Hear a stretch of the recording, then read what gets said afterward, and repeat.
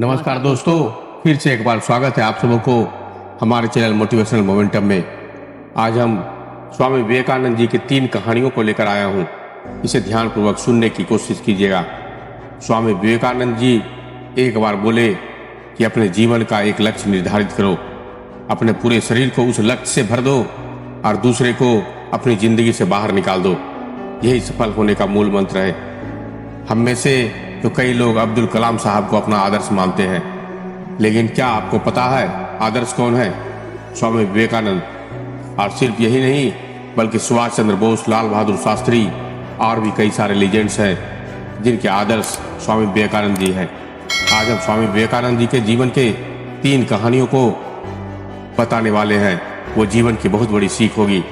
पहली कहानी, एक बार स्वामी जी को नदी पार करना था और वह नदी के पास खड़े थे। तभी एक महात्मा ने आकर उससे पूछा कि क्या आप ही स्वामी विवेकानंद जी हैं? तो स्वामी जी ने जवाब दिया कि जी हाँ, मैं ही स्वामी विवेकानंद हूँ। तभी महात्मा ने पूछा कि स्वामी जी, आप यहाँ पर क्या कर रहे हैं? तो स्वामी जी ने कहा कि मुझे नदी पार करना है और मैं नाव का इंतजार कर रहा हूँ। तभी महात्मा ने कहा कि आप इतने बड़े इंसान हो, कई सारे लोग आपको अपनाकर आदर्श मानते हैं और आप एक नदी पार नहीं कर पा रहे हो। देखो, मैं आपको नदी पार करके दिखाता हूँ। तभी वह महात्मा ने पानी में चलकर उस नदी को पार किया और फिर से पानी में चलकर ही वो वापस लौट आया। और वह बोले कि देखो, मेरे पास इतनी शक्तियां हैं, इतना टैलेंट है, मेरे पास इतना ज्ञान है, इसके बावजूद भी मुझे कोई नहीं जानता है। और तुम्हारे पास कोई ज्ञान नहीं है, कोई शक्तियां नहीं है, फिर भी तुम्हें सभी जानते हैं।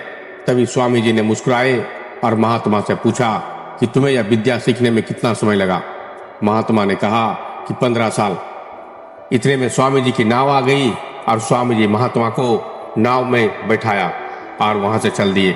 दोनों ने नाव में बैठकर नदी पार की और पार करने के बाद स्वामी जी ने अपने जेब से कुछ मुद्राएं निकाली और उस नाव वाले को देकर वहां से चल दिए। यानी कि दोनों को मिलाकर 50-50 पैसे, यानी कि उन्हें 1 रुपया उस नाव वाले को दे दिया। तभी स्वामी ने उस महात्मा से कहा कि जो काम तुम 50 पैसे में कर सकते थे, उसके लिए तुमने जिंदगी के 15 साल खर्च कर दिए, और यही 15 साल तुम समाज की भलाई में लगाते तो आज तुम्हें भी पूरी दुनिया जानती। और मैंने यही काम किया, इसलिए मुझे पूरी दुनिया जानती है, और एक तुम हो जिसे कोई नहीं जानता। स्वामी जी ने महात्मा से कहा कि तुम्हारी तरह कितने सारे लोग ऐसी चीजों को कई दिनों, कई हफ्ते, कई महीने या फिर कई साल लगा देते हैं, जिनका उनकी जिंदगी में कोई मतलब नहीं निकलता।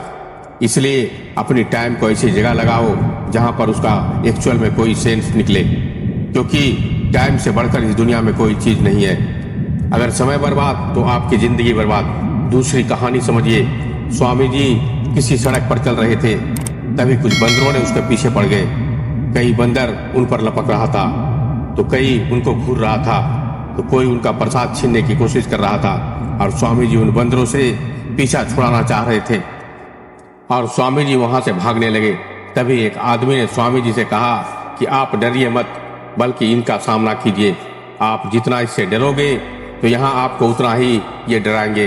तभी स्वामी जी पीछे मुड़ते हुए और आंखें निकाल कर उन बंदरों को जोर से चीखता है। तभी सारे बंदर वहां से धूम दबाकर भाग जाते हैं, और उन्हीं बंदरों की तरह होते हैं हमारे नेगेटिव थॉट्स, जिनसे हम डरते रहते हैं, और जितना ज्यादा हम उनसे डरेंगे वो हमें उतना ही ज्यादा डराएंगे। इसलिए नेगेटिव थॉट्स और डर से डरो मत, बल्कि उसका सामना करो। इनसे आप जितना डरोगे ये आपको उतना ही डराएंगे, और अगर तुम इनका सामना करोगे तो एक दिन नेगेटिव थॉट्स और डर सदा के लिए भाग जाएगा। तीसरी कहानी है, एक बार सम्यक जी गुरु श्री राम परमहंस जी के साथ कहीं घूमने जा रहे थे। तभी रास्ते में उन्हें एक आदमी मिला जो पत्थर पर कुछ बना रहा था। तभी रामकृष्ण परमहंस जी ने पूछा कि तुम इस पर क्या बना रहे हो?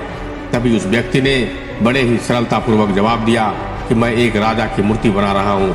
तो रामकृष्ण जी ने पूछा कि क्या उस राजा की तुम्हारे पास कोई तस्वीर है? तभी उस मूर्तिकार ने कहा कि मेरे पास कोई तस्वीर नहीं है। तभी रामकृष्ण जी बोले कि अगर तुम्हारे पास उनकी कोई तस्वीर नहीं है तो फिर तुम उसकी मूर्ति कैसे बना सकते हो? तभी उस मूर्तिकार ने जवाब दिया कि भले ही उनकी कोई तस्वीर नहीं है, लेकिन मेरे दिमाग में उनकी स्पष्ट तस्वीर छपी हुई है। और कुछ ही घंटों में उस मूर्तिकार ने राजा की सुंदर मूर्ति बना डाली और स्वामी जी अपनी आंखों से साफ देख रहे थे। तभी वो अपने कुछ सवालों का जवाब उसे मिल गया। कोई भी इंसान अगर कुछ भी पाना चाहता है तो उस काम की या उस चीज की तस्वीर उसके माइंड में एकदम क्लियर होना चाहिए, यानी कि स्पष्ट होना चाहिए। तो दोस्तों, उम्मीद करता हूं कि इस वीडियो से तीनों कहानियां पसंद आई होगी। इस तरह की मोटिवेशनल वीडियो को देखने के लिए हमारे चैनल को सब्सक्राइब कर लीजिए, बेल नोटिफिकेशन को प्रेस कर लीजिएगा। तो मैं फिर मिलता हूं अगली वीडियो में एक और ज्ञान भरी बातों के साथ। तब तक के लिए धन्यवाद, नमस्कार।